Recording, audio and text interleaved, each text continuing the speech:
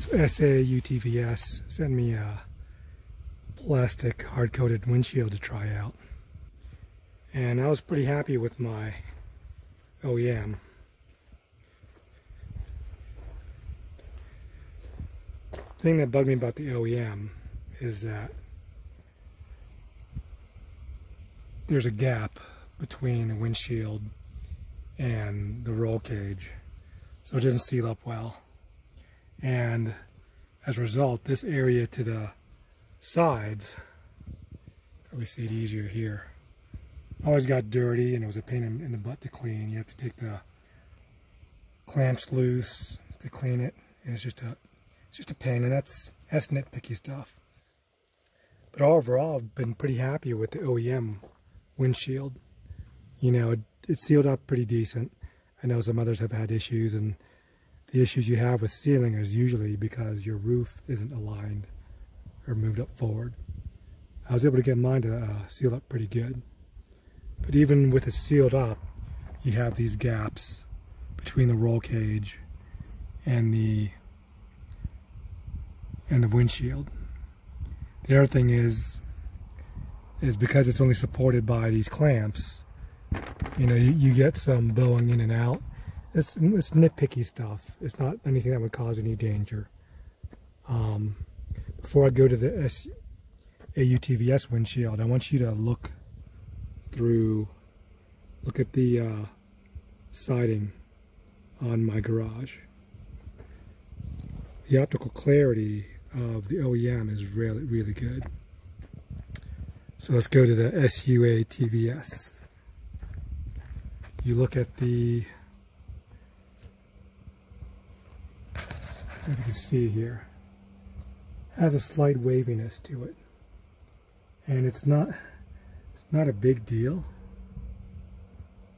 There you can see it. I go up and down, you can see just a slight bit of waviness.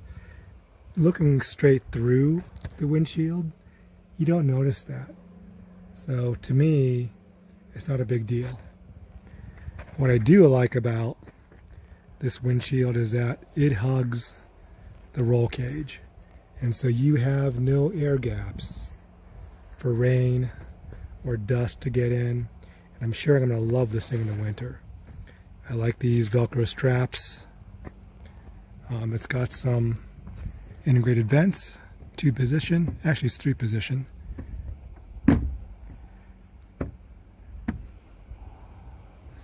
Let me see that from the inside. Closed, partially open, fully open, and then actually go like, I don't know if that's actually a useful position right there, but it sits really deep in the front channel.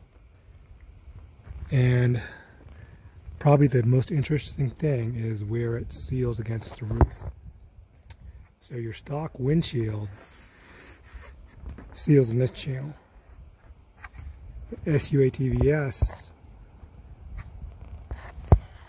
it goes behind this, and there's a benefit to that, and it can also be a detriment.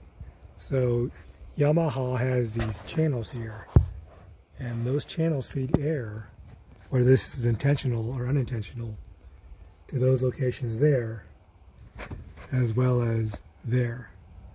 Now, this is really nice in the summer. I noticed when I had this windshield on that I was getting some airflow, and it's coming out of those holes right there. So in the summertime, that's great. In addition to this, you also have ventilation there, and that evacuates a lot of heat. In the wintertime, you're going to want to plug those holes up because it'll cause a draft. But been really happy so far. I'm going to have to get some brackets. I'm going to have to stop this and resume. Okay, so I found the brackets. To provide these brackets, that's the right one.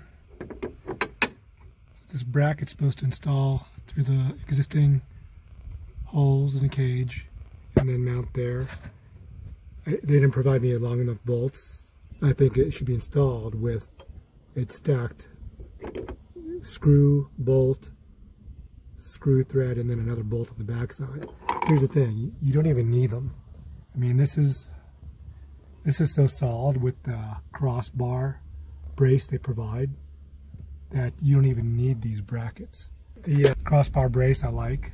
It gives it some stability for my GoPro from the windshield flexing, so it doesn't flex up here. It does flex at the bottom when you're riding, but so did my OEM. Once again, the optical clarity looking straight out, it's fine. It's just when you look to the side, you can see that undulating effect, and you know, that doesn't bother me as long as I can see straight out and the camera, my action cam, can't tell the difference. The other thing is this reason for this brace up here is this windshield is a lot thinner than the OEM. This OEM can stand on its own. You know, it's a solid piece. SAUTVS, it's pretty flexible. You need two people to install this, because when you're trying to get it up in that channel, it'll flex on you and you need another person to hold it. But that being said, you know, it's supported by the roll cage and that metal bar up there, so who cares? As long as it's functional and doesn't wobble a whole lot when it's installed, it doesn't matter. You know, if a rock comes through, I think it's still going to stop it, just like the OEM.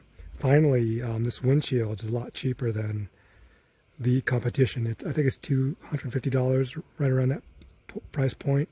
I'll post a link to the windshield. But I'm going to keep it on there simply because I like that it has the venting, which when I first saw these, I didn't like them. It doesn't block your view. Let me go to the driver's side. As far as your vision, I'm at my eye level right now, and it blocks just right there, which, you know, that's not going to cause any issues. So they're small enough to where they're not a major vision impairment, provide nice ventilation. I would like to see some rain guards on the outside, so if it's raining lightly, the rain won't come in. If you're going at speed, rain's going to come in regardless, because the air's going to force it in. I like that it works with the unique off-road products for much doors. The Velcro's thin enough that the bulbous weather strip accommodates it, and I just have to leave it kind of loose here. You know, it's not a big deal. Whereas with the OEM windshield, you have to notch the plastic to clear it. So that's another thing I don't like about the OEM clamps.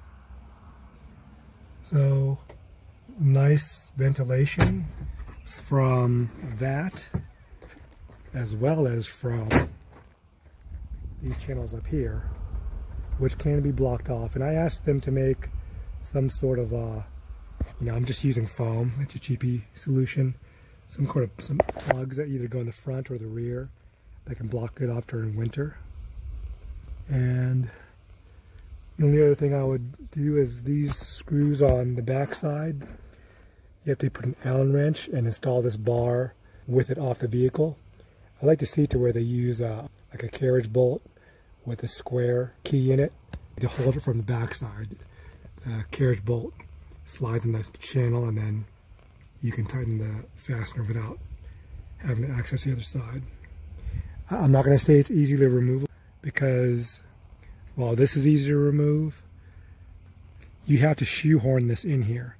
It's very tall to fit at the bottom here, as well as to fit in this channel here.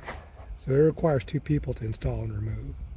So that being said, I don't see a reason to have to remove this.